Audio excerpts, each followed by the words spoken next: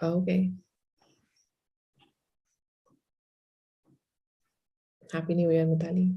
Yes. Happy New Year. Okay. Hi, everyone. Welcome to IDC's weekly career class. We usually have sessions on Saturdays, but due to New Year's now, today we have it on a Monday. And I am honored to welcome my dear friend and someone I've briefly worked with, but I'm very motivated by, I'm very inspired by, Mitali Nikore. We are going to explore careers in economics, and the title of the session is Understanding Consulting and Advisory Through a Career Pathway in Economics. I'll quickly give a brief introduction of Mitali, and this is going to be in a question answers format. So feel free to write in your questions in the chat box. My colleagues would be sharing those questions with me. I'll start with the introduction. Mitali Nikore is the founder of Nicor Associates. She's a pioneering economist with 12 years of experience in gender mainstreaming, development finance, policy advisory, and social entrepreneurship. She advises leading multilateral organizations such as Asian Development Bank, UN Women, and the World Bank. Mitali holds a Master's of Economics from the London School of Economics and Political Science and a Bachelor's of Economics from the University of Delhi. A very warm welcome, Mitali. We'll quickly get on to the questions. We have a lot of counselors joining in as well. We have parents as well who've joined in apart from students. So yeah, let's just start with maybe learning a bit about your career trajectory and how you decided to choose economics as a subject, both in your undergrad and postgrad. So, hi Diksha, thank you so much for having me, and I'm so excited to be here to speak with the parents and students, and of course, we will cover some parts of it, but I think obviously a lot of the choices that one ends up making are very personal, based on your own sort of motivations and where you want to see yourself, where you want to see your career. But then also they are a product of the information that we have at that point. And as I've been seeing the students sort of who are working with Nicor Associates, especially as our interns, their aspiration level starts at this point. हम तो यहाँ थे, हमें तो कुछ पता नहीं था. We didn't know that one could apply to other universities outside of UK, for example. Like everyone in my time used to go to the UK and just pursue their masters. We didn't even know about options elsewhere, etc. So I think it's really great to see platforms like yourself, of course College Lab, which is run by my husband, and also other platforms that are coming up, helping and guiding the students that can provide the information that the students need. But why I chose economics, it's a very personal decision. I was very fascinated, like a kid in a candy store, by the UN. I was like, mujhe wo diplomatic wala passport chahiye, so that I can stand in that queue at the airport and not have to stand in a long queue, and I feel special. Therefore I want to work in UN, and therefore I have to study economics. Because some uncle in some family tree who has done a PhD in economics worked in the UN. So therefore the family consensus was that you do economics and you'll get UN. Wow.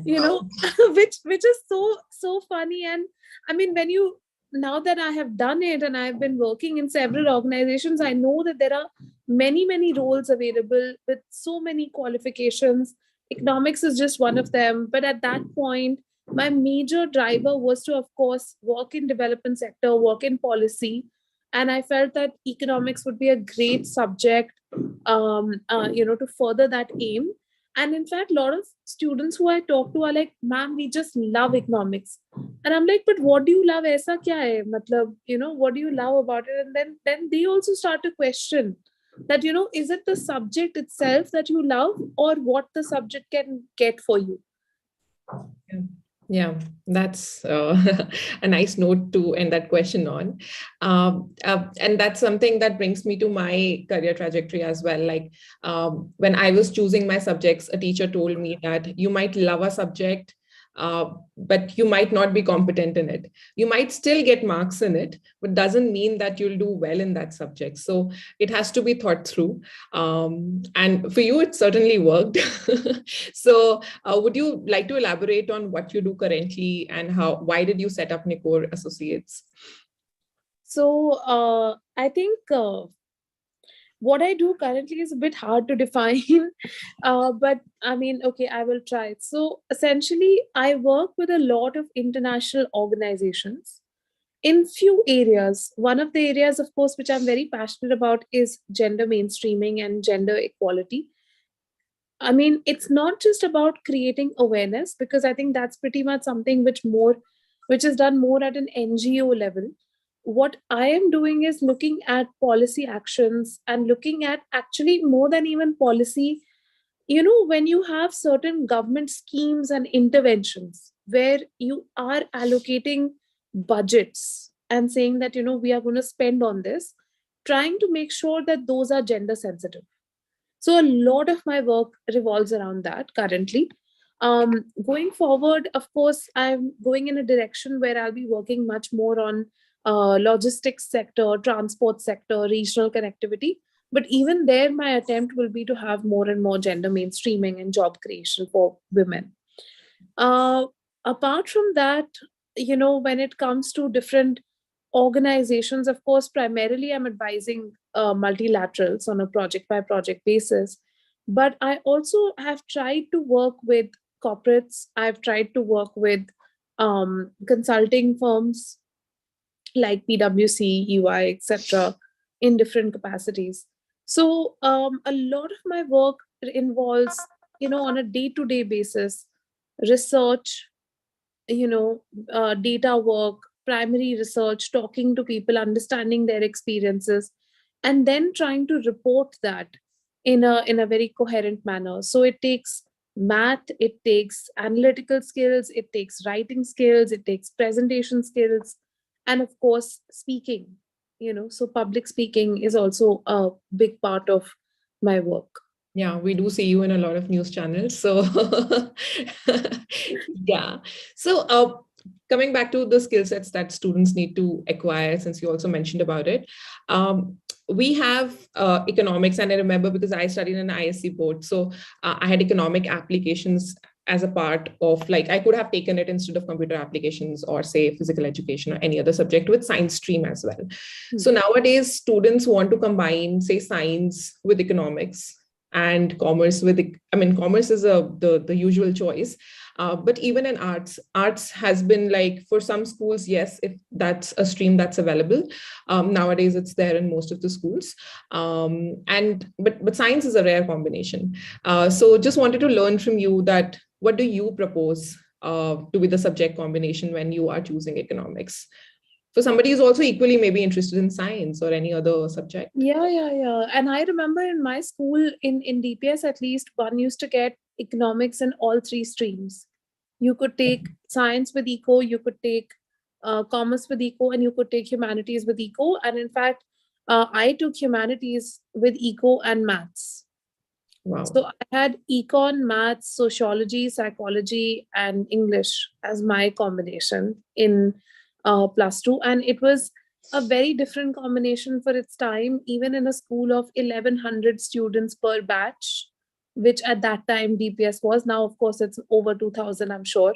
Uh, uh, there were maybe 5 people with my combination, but still the school made it happen, and we were able to get it. So I think it's important for class 12 students to not compromise on their subject choices, and even if they have to change schools for that, maybe they should think about it, because class 10, is a point where it's a natural break, and you can think about, moving schools, etc., if you need to, for a particular subject combination that you might be very, very passionate about.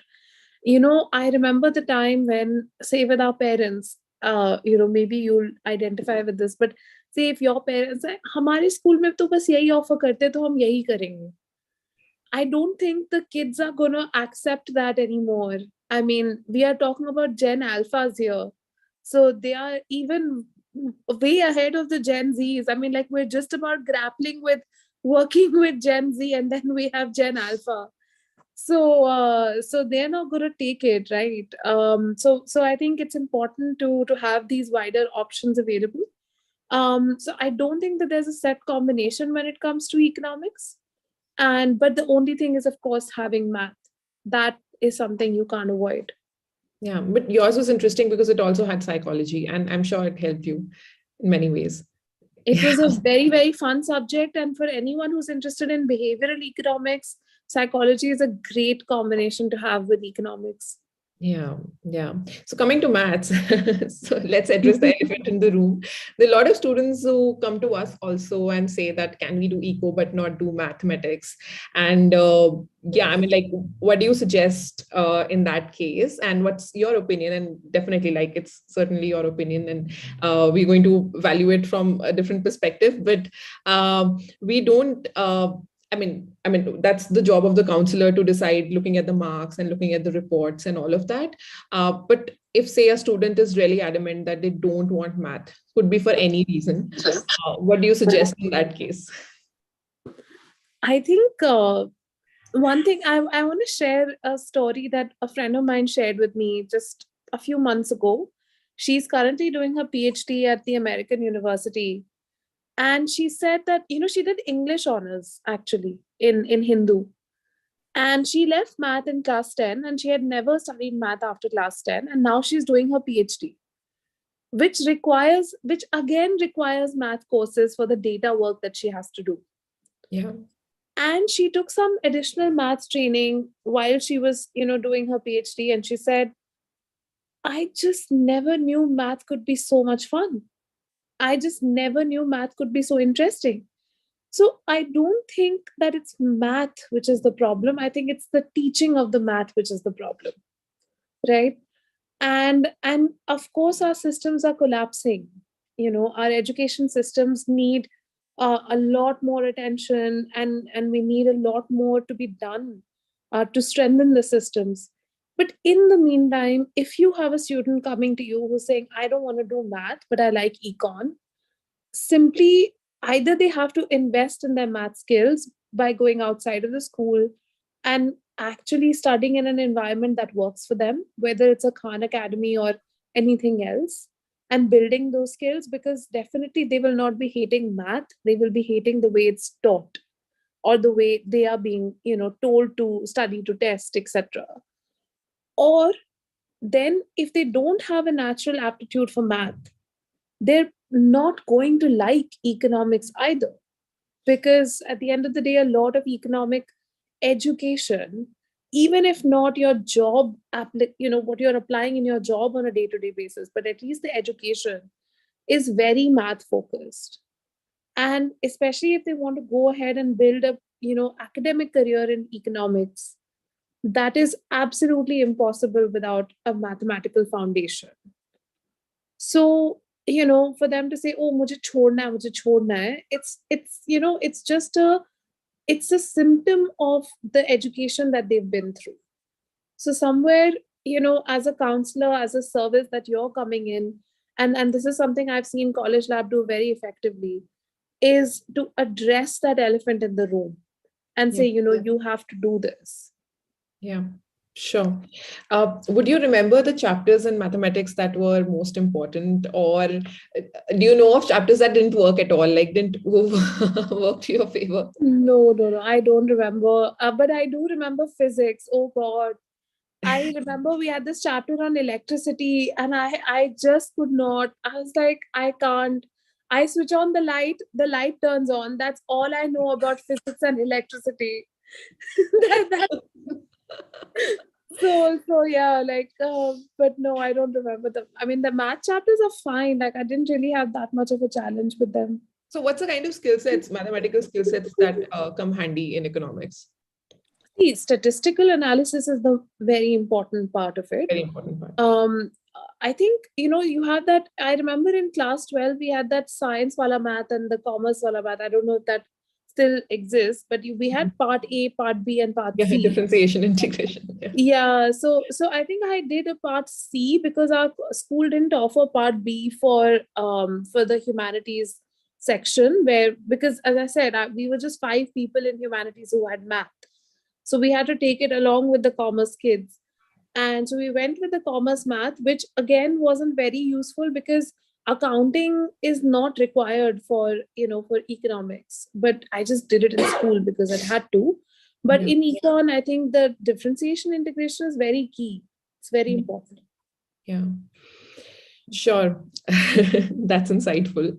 Um, what are the various fields and opportunities that open up with studying economics in undergrad and postgrad?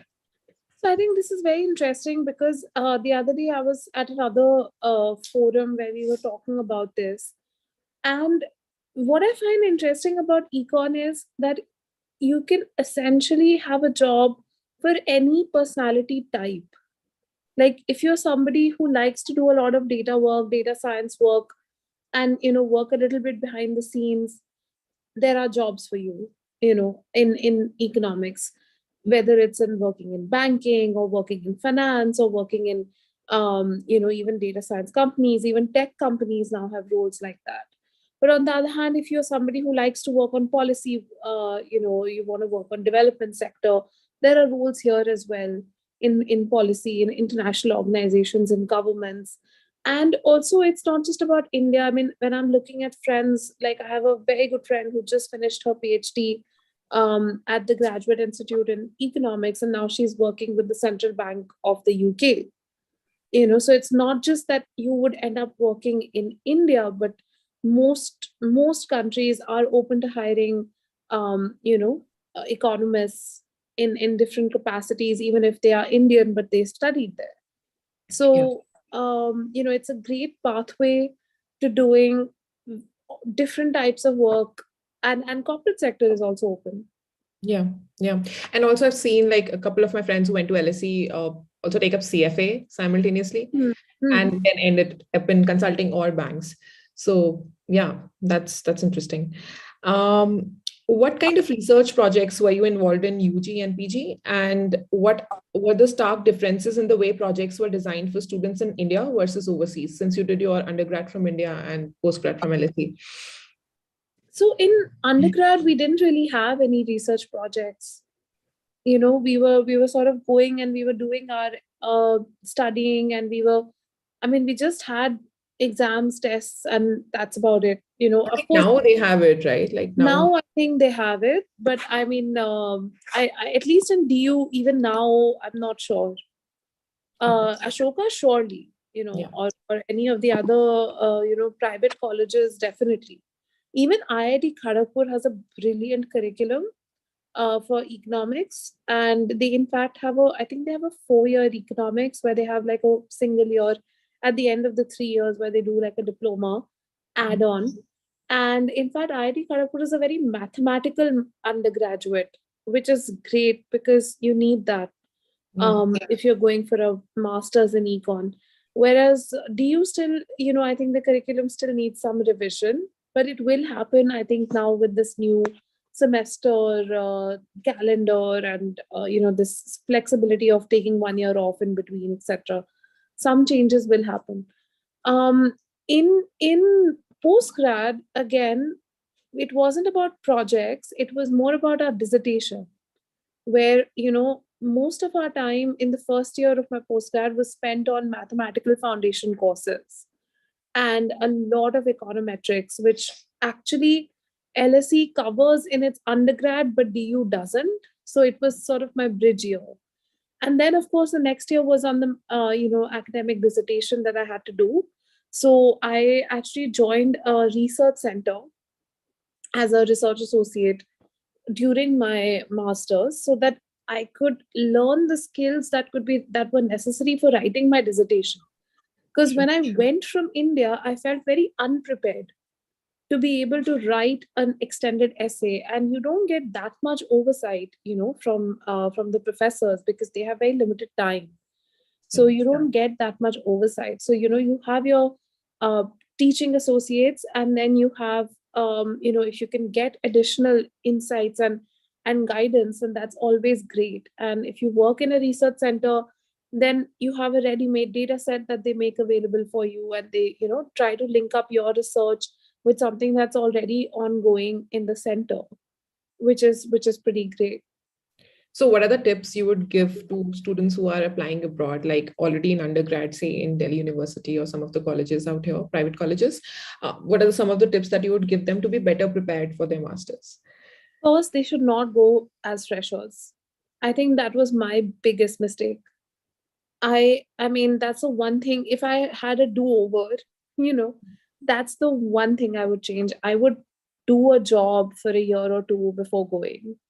And I think that makes a lot of difference. I mean, even if it's a 1 or 2 year low paying job, I would still do it, Sure. because it just orients you in a different way. It makes you so much more accustomed to networking, because there are a lot of soft skills that you need beyond just the academic, to just get through and optimize the investment that you make in your masters. Like, you're not investing just because you want a degree or you want to educate yourself. It's because you want to get a job at the end of that. And in order to do that, you have to network, you have to write LORs professionally, you have to write your CV, your cover letter, things like that. So I think it's important to research all of those soft skills. And second is that you have to research the job market in the country where you're going. Yeah. Again, I went to the UK because I got into LSE. So it's a globally recognized, you know, I I don't think I would have gone if I hadn't gone minimum LSE, you know, because I wanted to get into the UN, etc., which were in the US, not in the UK. So I needed a degree that, when I leave the UK, this should be recognized in the US as well. Mhm. Whereas many of the UK colleges are great, like Warwick, UCL, etc. UCL is very, very good. Again, it's recognized Yeah. well in the US, but and Imperial. But others may not be so good, but they are well recognized in India. So Sure. if your aim is to work in the UK or in India, then you can go for any of these colleges. So again, you have to think that where is it that you want to work. And again, if you spend 1 or 2 years working, then it's easier for you to figure out some things that you like, some things that you don't like, which you expect in a job or you don't expect in a job. Sure. And yeah, I think that's the only important thing I would say at this point. Yeah. And so I was just thinking, like, when you're applying abroad and you're looking at job opportunities abroad, like, how do you come to that conclusion that I want to work, come back to my country and work here, or I want to work abroad? And like, what are some of the tips you'd like to give youngsters to figure out how to decide where they want to work? Because I mean, we often say, okay, this luxury life outside and this and that, but then the What people who are lux- really motivated to work back, come what back and luxury? What luxury is anyone talking about? No, I think I hope that people have the right perception Mhm. about the life outside of India. And I don't want to speak for income people with different income brackets and everything, but there are people in India who have a much better and more luxurious life here, um, rather than there. And also, it's getting very hard in Europe and the UK with the Ukraine war. I mean, whether it's heating your house or the kind of jobs that are available out there, so everything is impacted by the war. And it's only going to continue to be like that in the next few years. So I think I would definitely urge anybody who's going to be very, very sure as to what is their aspiration, what is the driver. Are you going out because you're not able to get good education here, or are you going out because you really don't want to work here and you want to build a life there? And what does there even mean? Yeah. Or do you want to be transitory, which a lot of people are, isn't it? Like being a digital nomad is now a perfectly viable option for young people, especially. And why not explore it? Yeah. Yeah. So we know that Nicor Associates offer interesting opportunities for students. Could you please shed some light on it? So, I'm not sure if people are aware, but Nicor Associates, we started as a small think tank in 2019. And, COVID was a point at which we expanded our research extensively because we were looking at the lived experiences of women and trying to understand how women were coping with the COVID crisis, especially in terms of their economic, in terms of the economic impact of the crisis. And through this time, we've done almost 105 consultations in 4 rounds in the last 2 years with women, talking to them again and again, asking them how did their lives change. And through this time, we've also worked on 7 or 8 other areas related to gender equality, such as the digital divide, which affects women disproportionately, gender responsive budgeting, unpaid work, women and infrastructure. Like, for example, with the World Bank, I've recently had a toolkit release which talks about gender responsive urban mobility, which I'm the lead author of. And then we've also been working on women's entrepreneurship with Aspire for Her and with ADB and UN Women, and also with USAID on different projects. So I think we've had, and also on women in healthcare, actually. So we've had a lot of, projects which focus on gender mainstreaming. And we've also tried to, capture these learnings through our projects in academic and research work. So, a lot of focus now that we have is on academic and research work. And in the coming year, we will be contributing to some of the research around the SDG 5 for G20. And this year that will be the focus. And then again, 24, we reset. So, but this year I'm sure everyone's focus is G20. So that's kind of how we're doing the year. And yeah, so that's where we are, and that's who we are. We've had about 250 interns since 2019. And we absolutely rely on interns to run our organization. you know it would not be possible to do it without the energy of currently Gen Z. So for all those saying, oh, how do I get work out of Gen Z, come and see Nicor Associates. We're a great case study.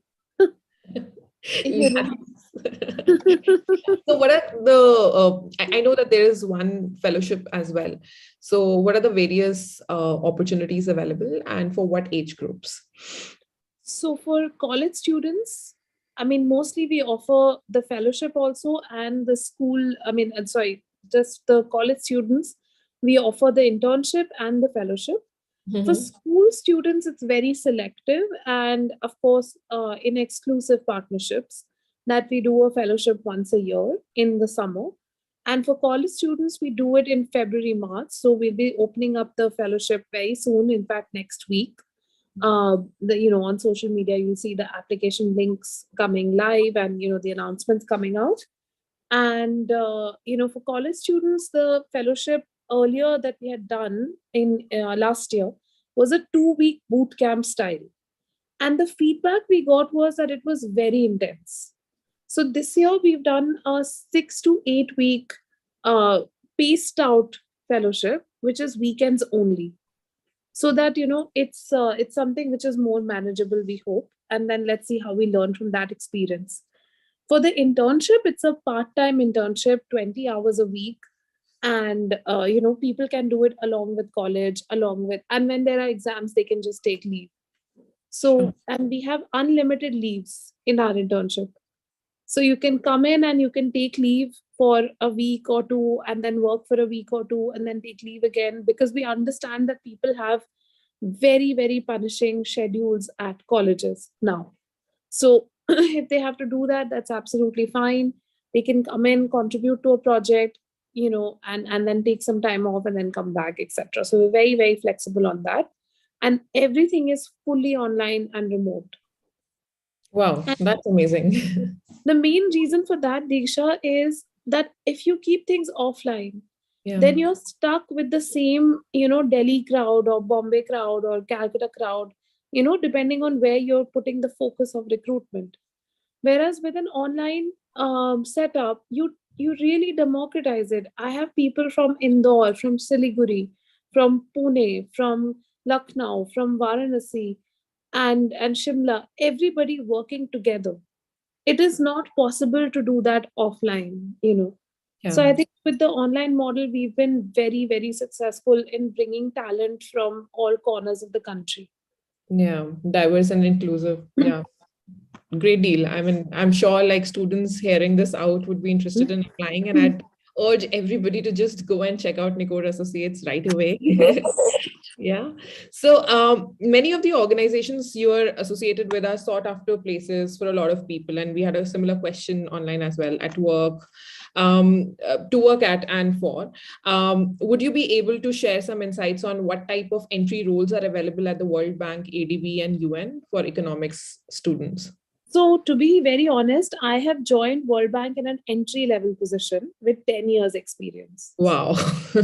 So, World Bank entry starts at about 5 to 10, depending on how complex your function is.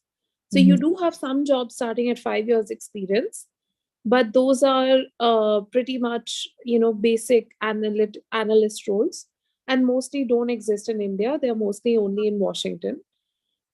For the country offices, the position that I'm at, which is a specialist position, starts with 10 to 12 years of experience.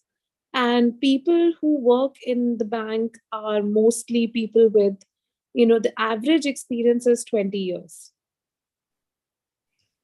And they stay in the bank till they retire, you know, most of the time. Once you join, you stay, you don't leave. Yeah. With ADB, it's a similar setup. Now, UN has changed. So when I started with the UN, it was a similar picture with UN also. That people with a lot of experience, not many young people. But over the years, the UN has expanded roles for younger people.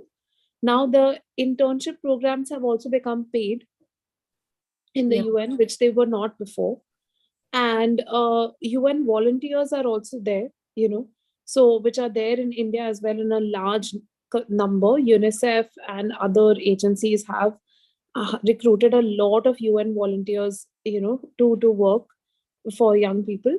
These positions are there, and then also you have consultant positions, Yeah. right, where after 2, 3, 4, 5 years of experience you can start applying for these consultant positions. So, but one thing I have to say is that you have to be very careful about what position you join, because it's not a fast growing industry. So it's not like you'll get a promotion for like 5 years. So you're Okay. just doing the same thing for 5 years, because what you're doing is so specialized that it's not like there is another employer out there. Like the only place where I can go besides World Bank is ADB.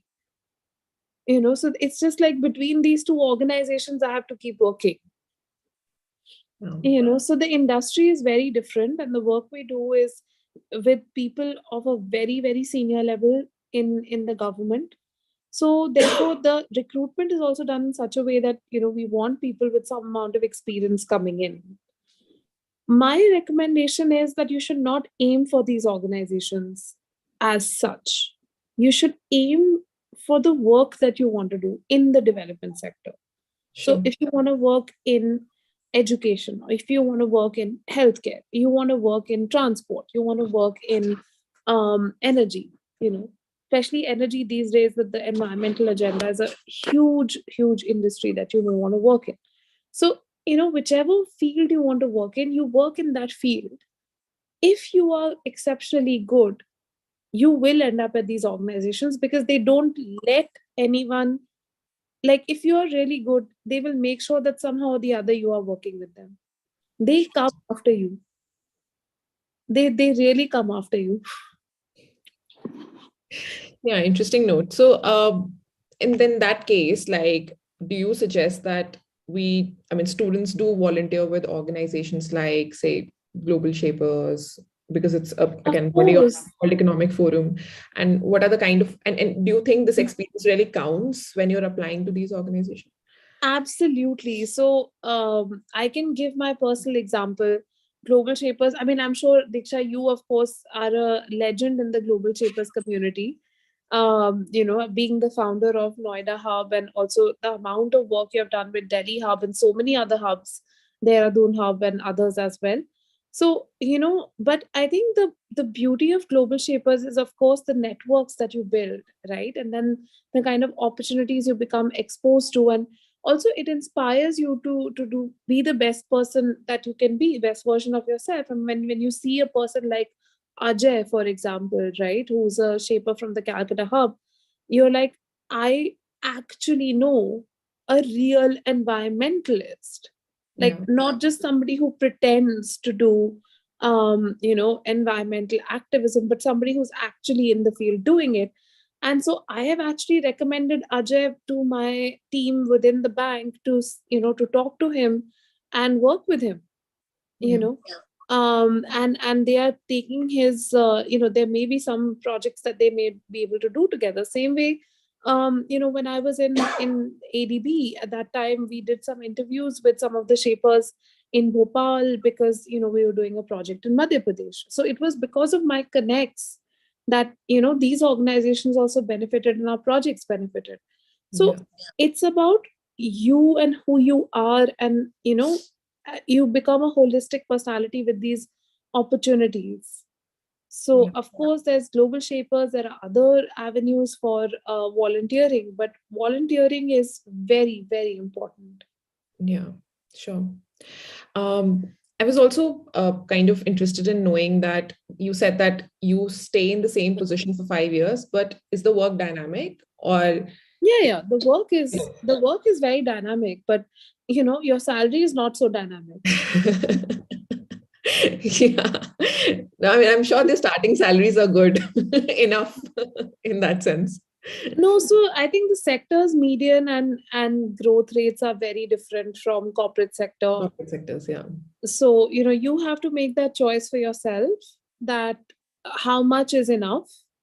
Hmm. And I mean, in the development sector in general, I often am asked this question, acha, iska starting package kitna hoga? I'm like, listen, if you're coming to dev sector, you should stop asking this question.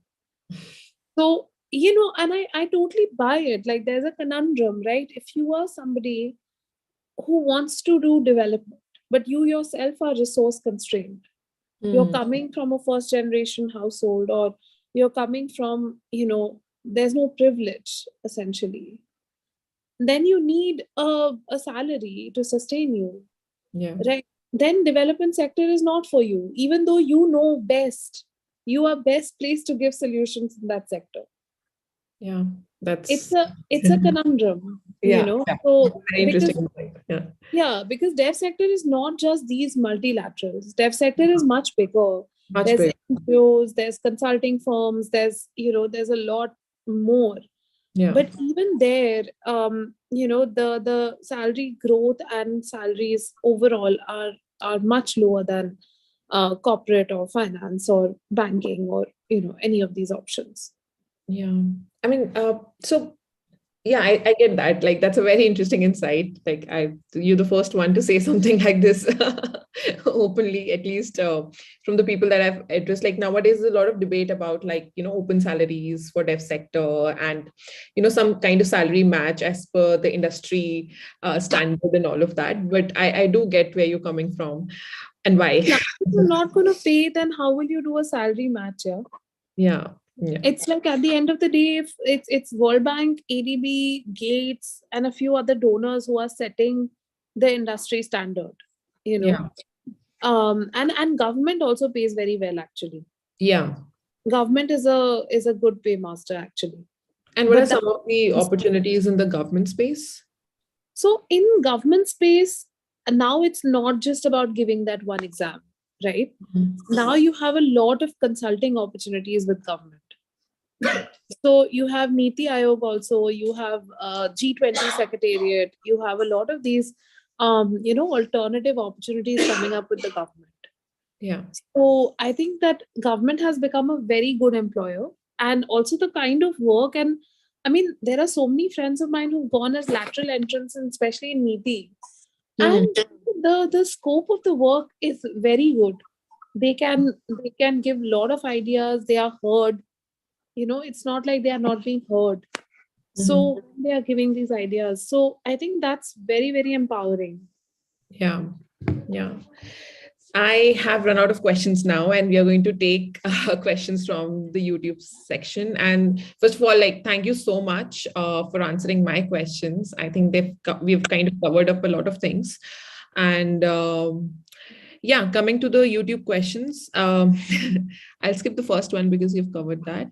What kind of job role with economics can a student look up to who is very social, loves interacting with people, and does not like a desk job? So I'm the same. I hate having a desk job. I hate spending time with with writing. But even then, I end up doing a lot of it. You Yeah. know, doing a lot of work with data, and I end up doing a lot of work with, with writing, especially because writing is very time consuming.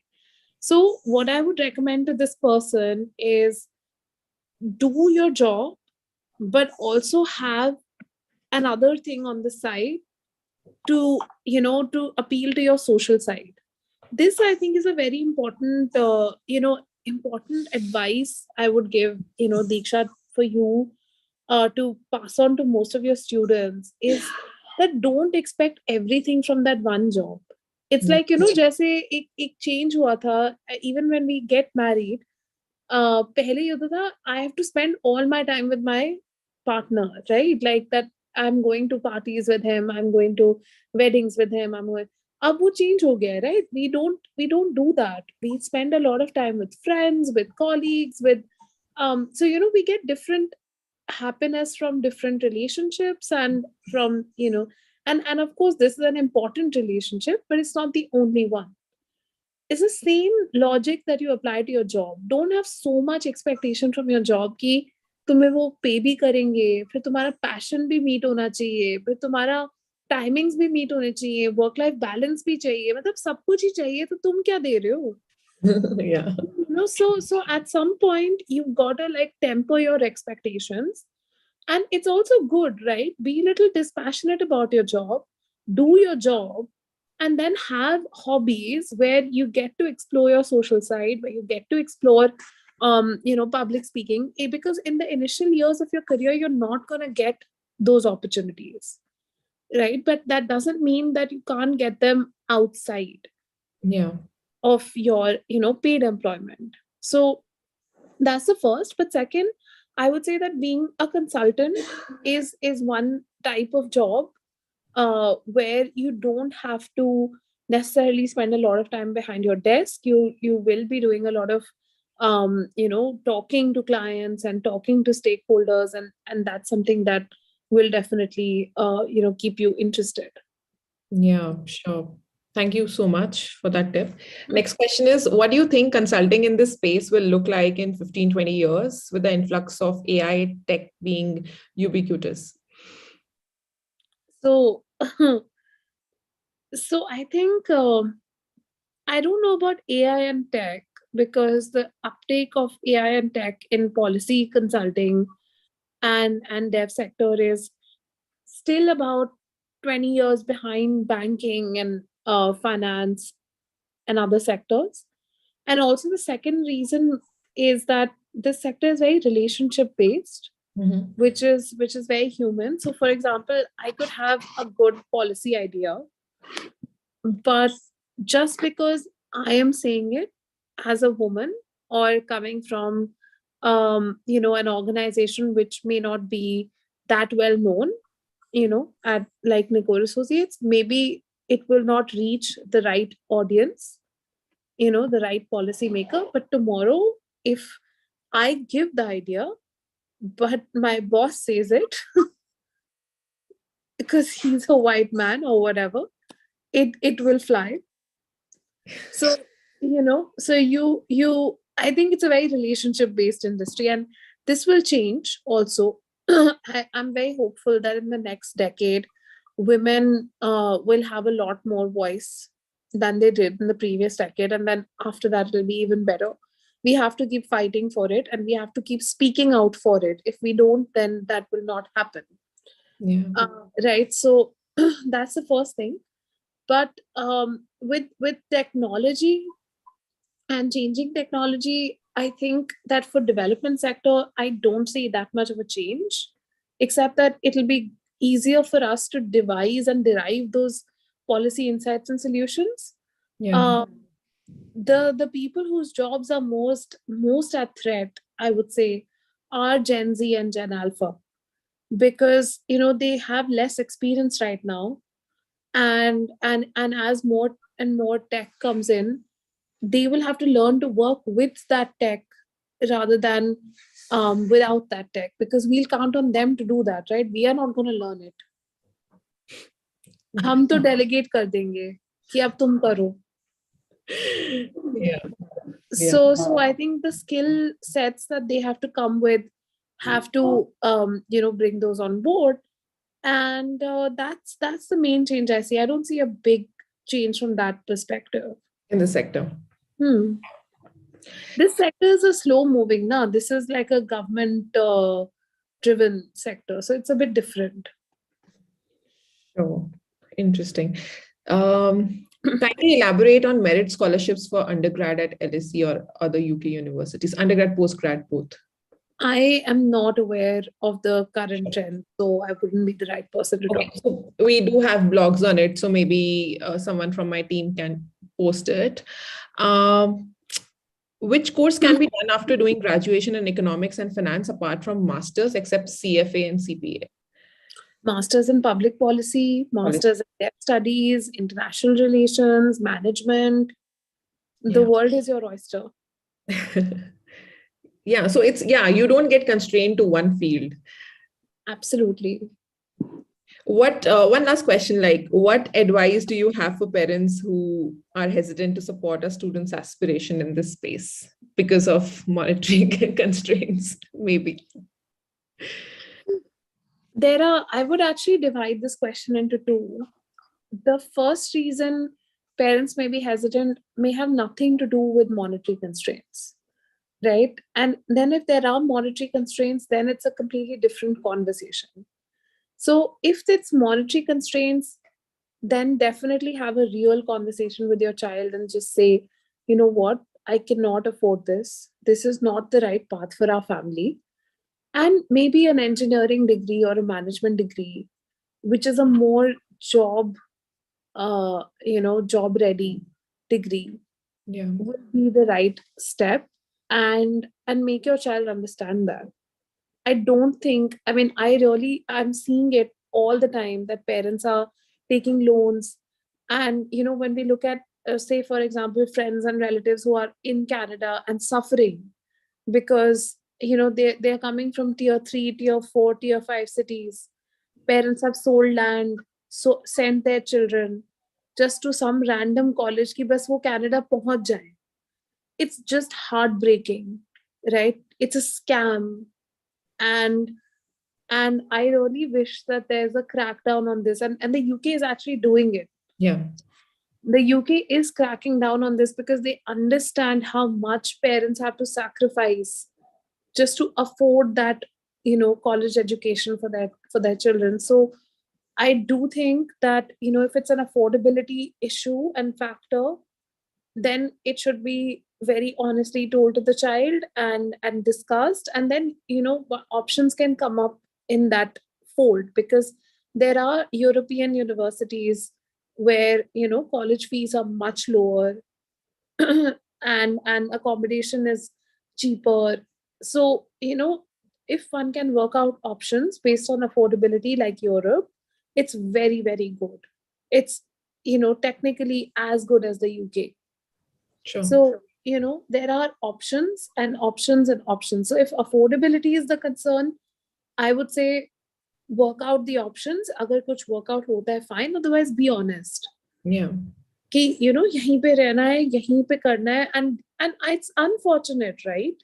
Yeah. That we don't have sufficient number of colleges and universities in our country for undergrad education, affordable undergrad education. Why should BU with 100% cutoff be the only place? Yeah. So I think that's on the affordable. Now, if the concern is not affordability, let's assume that that's not a constraint at all, which is definitely the case for a subset of parents where affordability is not the problem. Then what is the problem? Right? Is the problem that your child will not get a job? Let me assure you that's not going to be a problem.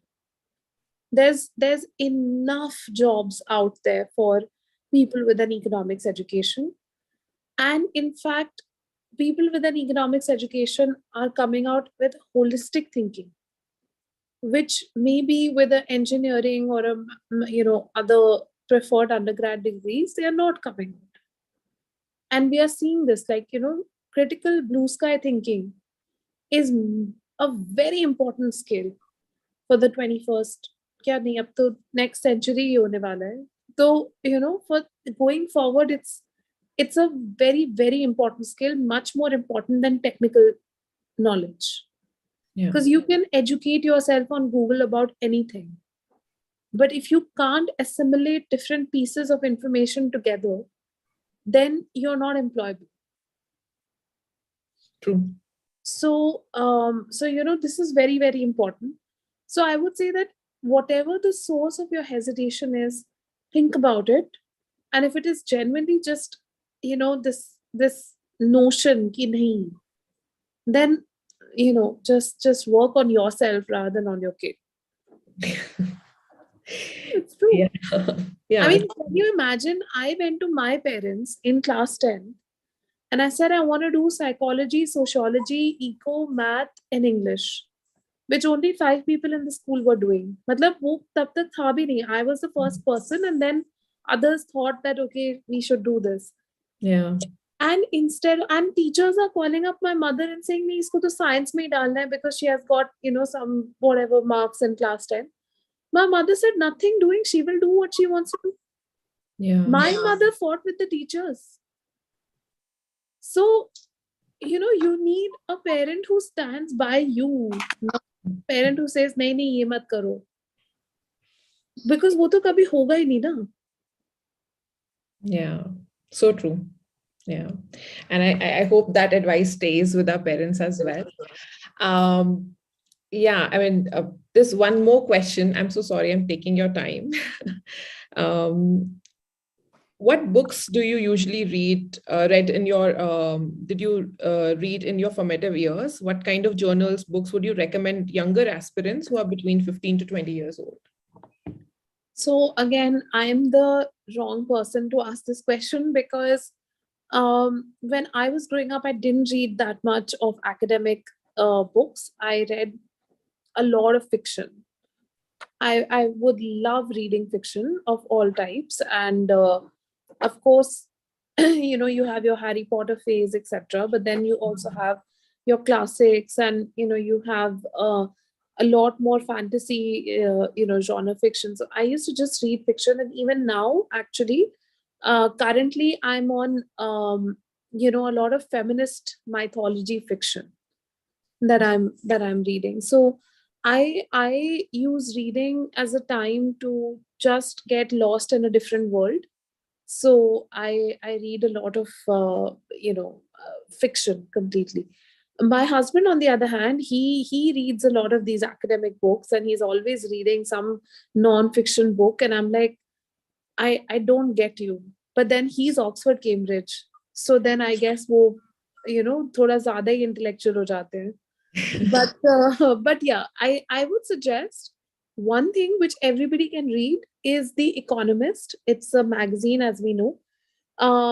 It's a brilliant magazine. I read that cover to cover. I didn't read it in college or school. I started reading it after I went to the LSE briefly, and then regularly after I got married. So because my husband also has a subscription to it, and he said, no, you must read this. And now that I'm reading it, I actually recommend it to my students, and they also just love it, because the way articles are written, the way the narrative is built, it's so beautifully explained. And then you have the data, and you have in-depth pieces. So I do think that it's great. But for more, I can definitely refer my husband, because he's the economics educator between the two of us. Wow, maybe you can just post on the comment box in this YouTube video. You should get him for a session also. Sure. Definitely considering that. From what I've heard of him from you, I'm sure like he'd be able to recommend a lot of academic books and a Yes. lot of other content that might be useful for students. Yes. But yeah, thank you so much for this session, Mitali. I also feel that these books that you've just talked about might be helping you in creative thinking. They do. Yeah. They do, because what happens is, see, you're thinking about these different worlds. But say, for example, one book I read recently was about Krishna's 18 wives, right? And it's a very interesting dynamic, that you have this god that that everyone, many people are worshipping even today. But the reality of his life was very different. Why did he have those 18 marriages? How did he manage his household? How did some of the relationships take place? And then how did they manage the land and the territories between different people with different roles? It was like a family business. Yeah. So I think the interpretation of it, and just learning about these things, they may not be real, right? Like, some of it, it's just based in uh my mythological fiction. But it's interesting that you can imagine the world in that way, and then draw creative thinking from it. Yeah, draw parallel as well in some situations, maybe. Yeah. Interesting. Thank you so much, Mitali. I just loved hosting you. I know, I mean, like when we talk, it becomes a very friendly conversation, which I was afraid of. But then we also managed to keep it a little professional. So thank you so much. And look forward to hosting you again, and your husband for sure. Yeah, take care. And I wish you all a very happy new year. And it's all shapers, na? It's all within the global shapers family. Yeah. Take Get care. that joke though. Yeah.